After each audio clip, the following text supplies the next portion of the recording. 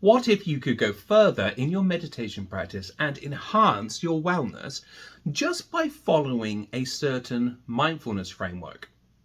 Well, that is what is offered by the Satipatthana, the foundational Buddhist mindfulness system.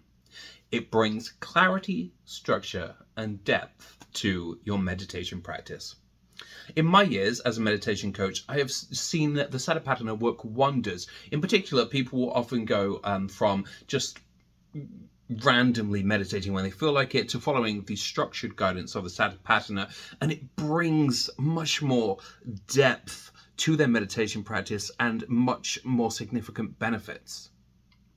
Now, the best way to understand the Satipatthana is as the foundations almost of a house. They are the foundations of mindfulness on which all else is built. When Buddha first started mentioning the Satipatthana in the Satipatthana Sutta, he described it as a direct path to enlightenment. But what I would like to mention is beyond the spiritual significance, following the Satipatthana and the practical advice therein can do wonders for enhancing your mental health and, of course, for boosting your mindfulness practice. What I love most about the Satipatthana is how directly it can help us overcome many of the challenges that we experience in life. You know, challenges like the stress caused by the certain political climate that we might happen to be in, or the anxiety of the economic situation of the current world. Ay caramba.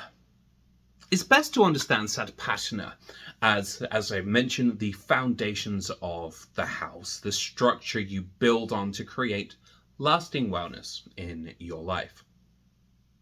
The core teachings of the Satipatthana are the four foundations, each of which is beneficial in its own right, but when all four are practiced together, they become significantly stronger and they become, again, the foundations, I'm going to use that word a lot, the foundations of wellness. The first of these foundations is called Kaya, that is mindfulness of the body, and it's here that we'll begin.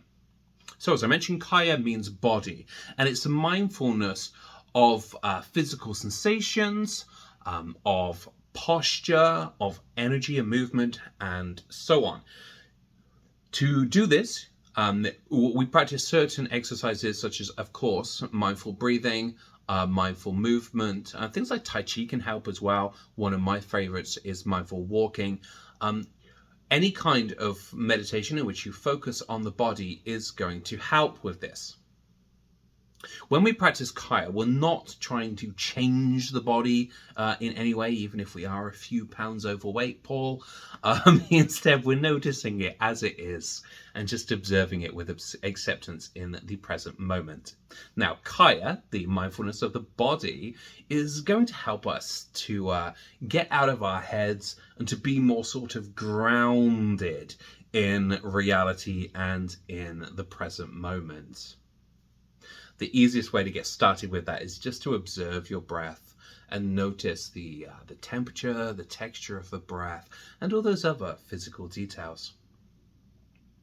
The second foundation is called Vedana, and this is mindfulness of feeling tone. Vedana is the immediate feeling of any experience, pleasant or unpleasant, or neutral. Now, it's not the emotion behind it. It is the very first inclination of feeling. That sort of, oh, this seems good, or this, I don't want this really, thank you very much.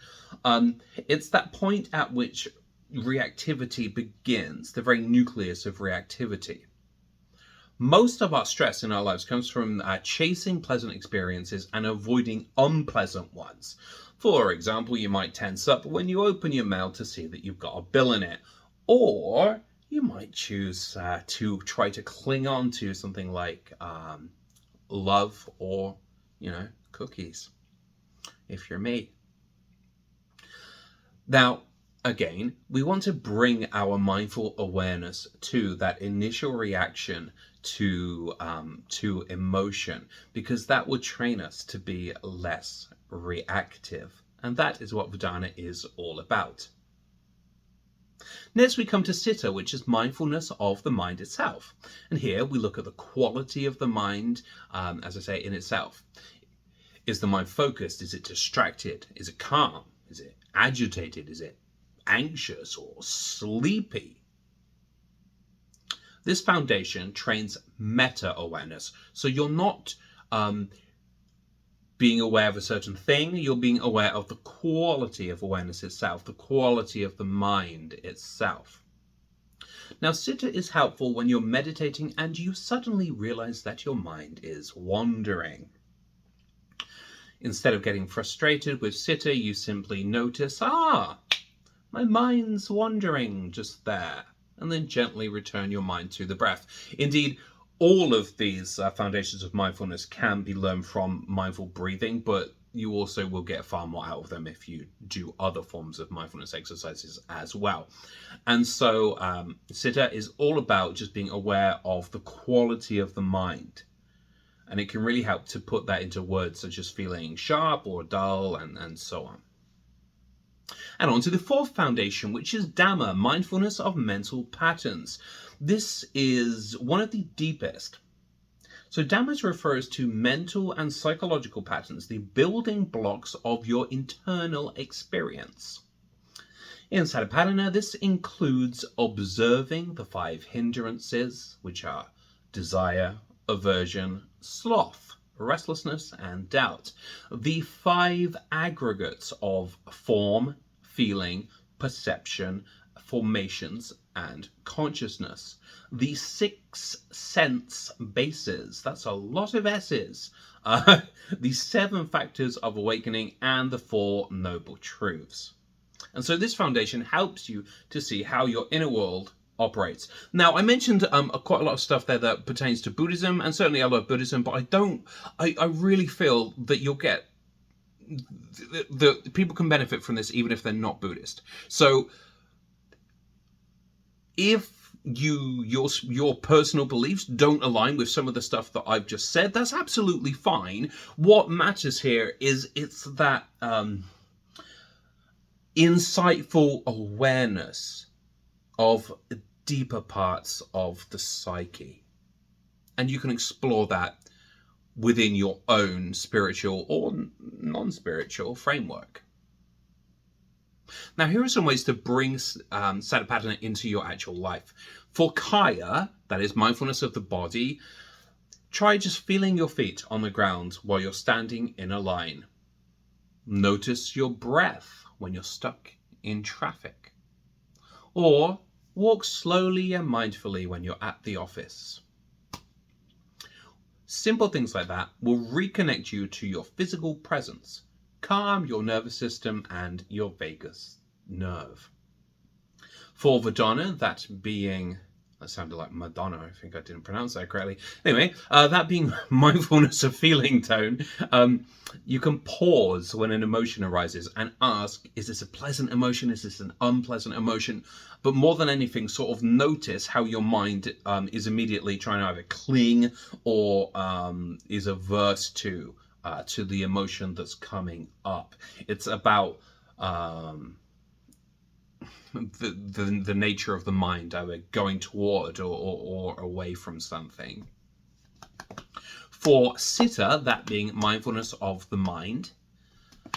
Why am I drumming on my legs? I don't know.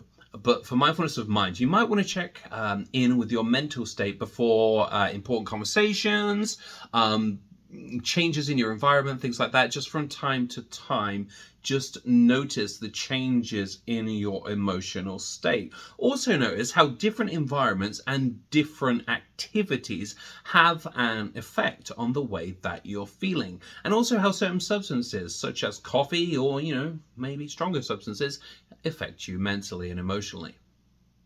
And finally, for Dhamma, that being mindfulness of mental patterns, identify hindrances when you procrastinate and say, oh, that's aversion. Or recognize when craving is leading your choices by thinking, this is desire for novelty. And so it's that insightful, mindful exploration of the mind. And although in Buddhism there are sort of specific ways of doing this, the most important thing in all of this, in all of the foundations, and I think Buddha would agree with this, because although Buddha laid a framework and certainly gave a lot of advice towards in respect to that framework, I think, if I may be so bold, that he would say that the most important thing is to explore the foundations with mindful curiosity. So don't get sort of too bogged down with exactly, what to do. It's not sort of like, well, take one egg, put in some sugar. It's not like that. It's more like the underlying quality of being curious and aware of the present moment and of all aspects of the present moment. So just try to bring that curiosity and that awareness into the present moment, and make sure you include your body, which includes, by the way, the body, the idea of the body, and also what is called body in body, which is the actual body and the organs and stuff like that. So be mindful of your body, be mindful of the environment, be mindful of your mental processes. Just bring a mindful curiosity to all of those different facets, which is what the foundations really are. In mindfulness, in the foundations of mindfulness, they're just the faces of mindfulness, the sort of categories of it. So make sure that you're not spending too much time in any one of those categories. Like maybe you're hyper aware of mental states, but you're completely oblivious to your environment and your body. You want to balance each of those four foundations out. So if you're, in fact, I've had a lot of conversations with students of mine about this. A lot of my students are very cerebral people, and they're very in tune, like they're very aware of their thoughts and things like that. But before they meet me, they're not so aware of their body and the environment. They're kind of lost in the mind.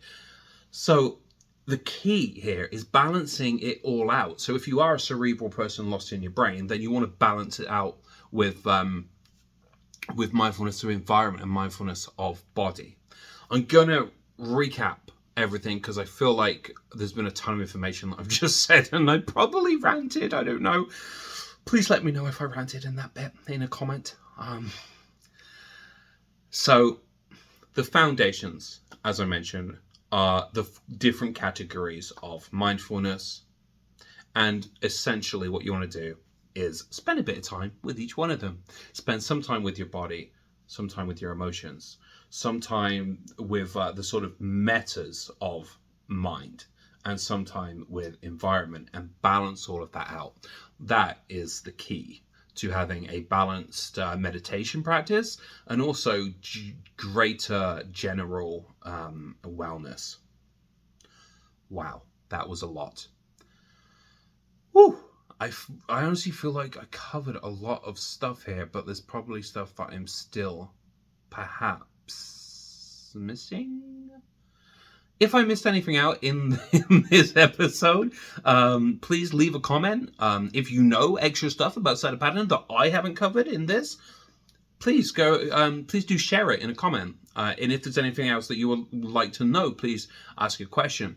I'm going to leave you with some links to very valuable resources of mine that you can learn more about this. And that's about it. I need to go and have a cup of tea and a deep breath. I appreciate you joining me today. I always appreciate you joining me. Thank you ever so much. That's it. Bye.